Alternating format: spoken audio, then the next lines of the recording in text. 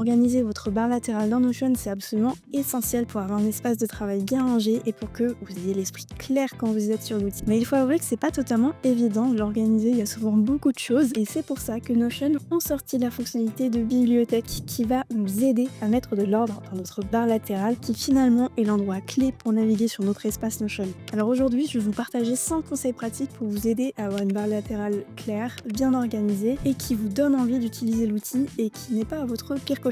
Voilà. Mais si vous souhaitez apprendre plus généralement comment utiliser Notion et toutes les fonctionnalités qui vont vous aider à vous organiser au travail, vous pouvez rejoindre Boost ma formation Notion. Avec la version complète, vous avez accès à plus de 75 vidéos et des webinaires hebdomadaires et il y a une version gratuite qui vous donne accès aux 3 premiers modules avec tous les basiques sur Notion. Toutes les infos sont sur notre site, vous avez le lien en description de cette vidéo. Sur ce, on va quand même reprendre les basiques et justement parler de cette fameuse barre latérale qui est un indispensable à bien connaître et surtout à bien optimiser. Et avant qu'on démarre, juste avant les 5 astuces, je vais vous faire un petit rappel de qu'est-ce qu'il y a finalement dans cette barre latérale. Parce qu'il y a plusieurs sections qui sont importantes et vous allez voir qu'on va pouvoir les moduler. Ça va être un de mes points, justement. La barre latérale, donc, c'est cette barre qui se trouve sur la gauche. C'est tout ce menu que vous allez d'ailleurs pouvoir fermer ou ouvrir selon ce que vous préférez. Dans la barre latérale, vous allez avoir plein de sections et c'est là que ça peut devenir un petit peu compliqué et rapidement être très encombré, ce qui nous empêche d'y voir clair sur l'espace Notion et les différentes pages. On a plusieurs sections. La section accueil qui va contenir les pages, une section discussion avec l'IA de Notion, une section réunion et votre boîte de réception. Donc finalement, votre navigation va plutôt se faire entre ces différents onglets qui vont se trouver ici. Ce qui peut nous intéresser quand même pour la navigation, ça va être la partie accueil parce que là, il va y avoir plusieurs sections à l'intérieur. Par défaut, vous allez avoir les réunions, les pages que vous avez consultées récemment, vos agents IA, mais aussi, et là, on va plus être sur là où les pages Notion sont localisées, on va retrouver des espaces d'équipe, je reviendrai sur ce concept-là, mais aussi des pages partagées et en dessous, des pages privées. Une fois qu'on a vu toutes ces sections, on a encore en dessous plusieurs petites parties qui vont être des menus dans lesquels je pourrais cliquer pour voir la bibliothèque en l'occurrence, mais aussi un aperçu des tâches qui sont sur l'espace, la marketplace qui est là où vous pourrez retrouver des modèles Notion, mais aussi une partie aide avec de la documentation ou le support et la corbeille. Voilà. Donc ça fait beaucoup d'éléments. Et c'est vrai que quand on commence sur Notion ou qu'on a beaucoup de pages, ces sections-là peuvent rapidement être très chargées. Et justement, un de mes premiers conseils, parce que c'est quelque chose que je vois beaucoup, c'est des sections pages privées ou pages partagées qui sont remplies de pages. Et du coup, on a du mal à retrouver les pages dont on a besoin à un moment T. Moi, ce que je vais conseiller à ce moment-là, astuce 1, organisez vos pages en espaces d'équipe. Les espaces d'équipe, justement, c'est cette section qui se trouve juste ici et sur laquelle ça va nous faire comme des sortes de dossiers que je vais pouvoir ouvrir ou fermer. Et là, que vous soyez une entreprise avec plusieurs équipes ou pôles ou simplement une personne qui a diverses choses à gérer dans sa vie, on va pouvoir créer des espaces d'équipe pour ça. Et du coup, je le trouve très pratique parce qu'ils vont vraiment permettre d'aller mettre des pages, de les ranger, de les classer selon un thème, une équipe, etc. En plus de ça, petit avantage, quand on est une équipe, les espaces d'équipe vont me permettre de gérer des accès en masse. C'est-à-dire que, par exemple, tout ce qui est dans personnel, toutes les pages que vous pouvez voir ici à l'intérieur, et d'ailleurs si je voulais en ajouter, je pourrais en glisser-déposer de mes pages privées jusqu'à mon espace d'équipe, si j'avais des pages à mettre à l'intérieur, et je vais pouvoir, en allant dans les paramètres de mon espace d'équipe, inviter des personnes à toutes les pages qui sont à l'intérieur. Et là, pour une utilisation en entreprise, du coup c'est très pratique pour donner accès en masse à un certain nombre de pages, mais aussi, en fait, vous allez avoir différents espaces d'équipe sur lesquels chaque personne va être invitée selon son propre périmètre. Donc lui-même ne va pas être submergé par toutes les informations qui vont être sur l'espace, il va voir que les pages qui le ou la concernent. Pour créer un espace d'équipe, vous avez la section espace d'équipe, soit qui se trouve déjà là, soit que vous allez pouvoir retrouver dans la bibliothèque et cliquer soit ici sur nouvel espace d'équipe, soit sur les 3 petits points nouvel espace d'équipe. De cette manière, vous donnez un nom à votre espace pouvez même lui mettre une icône. Vous pouvez lui mettre une description et ensuite vous le créez et vous mettez vos pages à l'intérieur. Astuce numéro 2, choisir d'afficher ou de masquer des sections de la barre latérale. Dans la bibliothèque, justement, vous allez pouvoir choisir ce que vous voulez afficher ou pas dans cette barre latérale. Donc parmi les espaces d'équipe, les pages récentes, les favoris, les pages partagées, privées et les notes d'IA. Ce qui fait beaucoup, hein. Du coup, vous allez pouvoir justement choisir ce qui est affiché ou ce qui est masqué, sachant que vous pourrez toujours les retrouver dans la bibliothèque. Personnellement, c'est mon choix, c'est ce que je fais, je masque les pages récentes. Honnêtement, je trouve que cette section prend trop de place. Du coup, je l'enlève et vous voyez qu'en cliquant sur masquer, on ne la voit plus ici. Les notes d'IA, c'est pareil. Vu qu'elles sont disponibles dans cet onglet Réunion, moi, elles m'embêtent un petit peu. J'ai pas forcément envie qu'elles soient affichées là. Donc, je vais aussi choisir de les masquer. Alors, celle-ci, elle se masque pas depuis ici. Elle se masque depuis la barre latérale. En cliquant sur les 3 points, on peut masquer la section. Pour les agents, j'avoue que pour le coup, je les laisse parce que j'utilise beaucoup les agents personnalisés. Comme ça, j'ai ceux que j'utilise le plus qui sont dans ma barre latérale. Si vous ne les utilisez pas, ça ne sert pas à grand chose de les garder ici. Donc c'est pareil, vous pouvez masquer la section. Ensuite, pour le reste, j'avoue que les espaces d'équipe, les notes partagées et les pages privées, je m'en sers pas mal, donc elles, je les garde quand même.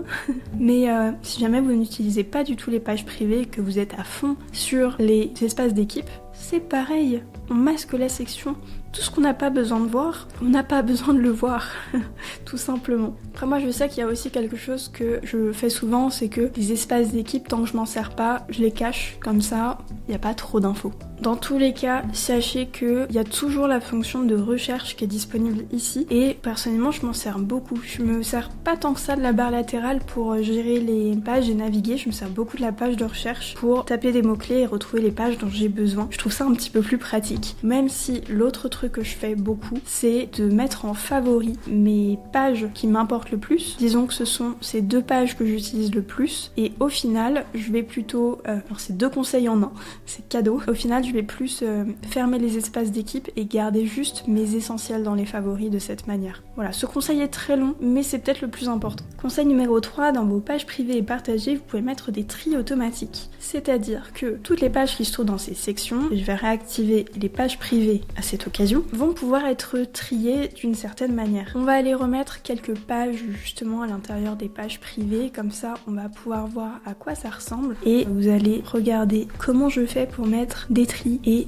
comment ça se répercute dans la bibliothèque. En résumé, les pages partagées et les pages privées, quand on clique sur les 3 petits points ici, on peut activer le tri. Et là, le tri, soit il est manuel, et c'est moi qui vais organiser les pages comme j'ai envie. Vous voyez que ça se... Dans les pages, dans la bibliothèque pages privées, ça fait exactement pareil. Donc finalement, je peux aussi organiser ma barre latérale depuis la bibliothèque, ce qui est peut-être d'ailleurs plus pratique.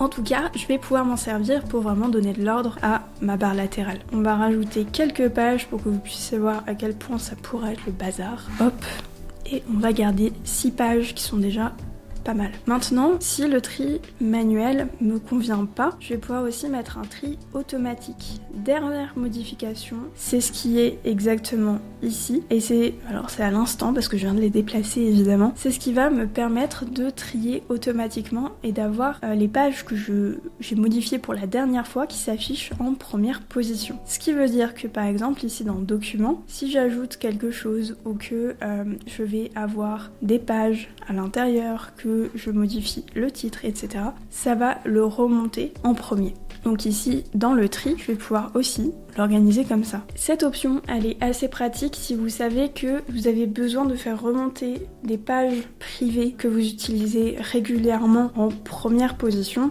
et que ça se fasse automatiquement, car plus pratique parce que c'est probablement pas toujours les mêmes pages que vous voulez mettre en première position, mais plus vos sujets du moment. Généralement, c'est quand même ce qui va permettre d'afficher les pages les plus utilisées en première position. Pour les pages partagées, c'est pareil, soit vous mettez en mode manuel, soit de dernière modification. Sachant que si quelqu'un d'autre, parce que ce sont des pages partagées, fait une modification sur note de réunion one-one, eh bien ça va la remonter aussi en haut de la liste de pages partagées. Bon là il n'y en a qu'une, mais s'il y en avait plusieurs, ça la remonterait en première position. Astuce numéro 4 sur justement ces sections pages privées et pages partagées, c'est de limiter le nombre de pages qui sont affichées. C'est possible en mettant une limite au niveau des paramètres, justement toujours les mêmes, ceux qui sont ici. On va pouvoir moduler le nombre d'éléments afficher. En l'occurrence, afficher sans éléments, pour moi, c'est au secours. Non, pour moi, il vaut mieux mettre soit 5, soit 10 éléments maximum. Après, si vous dépassez justement ce chiffre-là, vous allez avoir un petit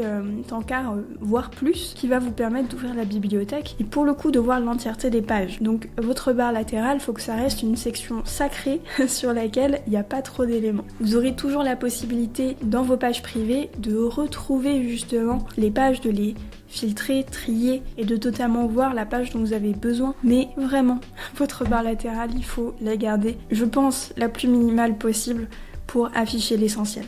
Vous avez aussi l'option, si jamais, et ça peut être une astuce intéressante, eh bien de faire une page qui va être votre menu par exemple et dans laquelle en fait si vous déposez des sous-pages à l'intérieur, je vais en déposer quelques-unes, là ça va être personnel. Quand vous avez une page qui contient des sous-pages comme ici, c'est le cas, quand vous cliquez sur la petite flèche qui est juste là, ça va vous afficher les pages en question. Ce qui peut vous permettre d'avoir comme des espaces d'équipe avec ce fonctionnement justement en dossier, mais dans vos pages privées. Sachant que vous pouvez aussi faire pareil dans les pages, dans les espaces d'équipe. Vous pouvez faire plusieurs niveaux comme ça. Mais c'est vrai que là, dans les pages privées, du coup, ça peut permettre de ranger un petit peu par thématique et de s'y retrouver peut-être un petit peu mieux. Astuce numéro 5 qui peut paraître simple, mais qui est importante, c'est de faire une maintenance régulière de votre barre latérale. Le plus important, une fois que vous connaissez ces astuces et que vous avez affiché les bonnes sections, limité le nombre de pages, etc., c'est comment vous allez maintenir votre espace à jour. Parce que plus il y a d'activités, plus il y a de pages. Et il va y avoir des évolutions.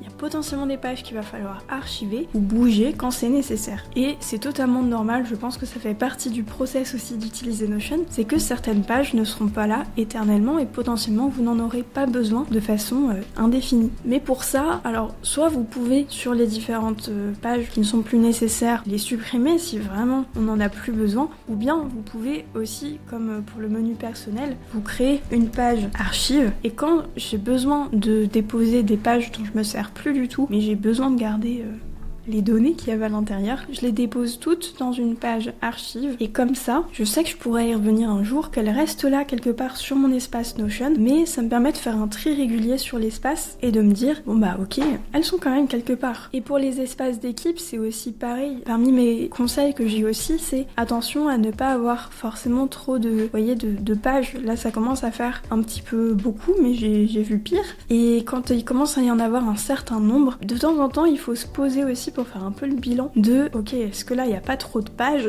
Est-ce qu'on peut pas les regrouper peut-être dans justement une page qui aura ces pages là en sous-pages comme je vous montre là? Bref, il y a peut-être des choses à faire, mais ce que je peux vous conseiller c'est effectivement régulièrement de revoir votre barre latérale pour faire une maintenance et vous demander est-ce que ça j'archive, est-ce que ça je bouge, est-ce que ça je réorganise, parce que en tous les cas votre espace Notion va grandir et c'est le process naturel. J'espère que cette vidéo vous aura aidé pour donner un coup de propre à votre espace ou même à mieux comprendre la fonctionnalité de bibliothèque qui finalement est assez centrale. N'oubliez pas d'aller voir la version gratuite de ma formation Notion si vous aimeriez en apprendre plus sur l'outil et les essentiels à connaître dessus. Et puis enfin, vous pouvez vous abonner à la chaîne pour suivre les prochaines vidéos et je vous dis à très vite.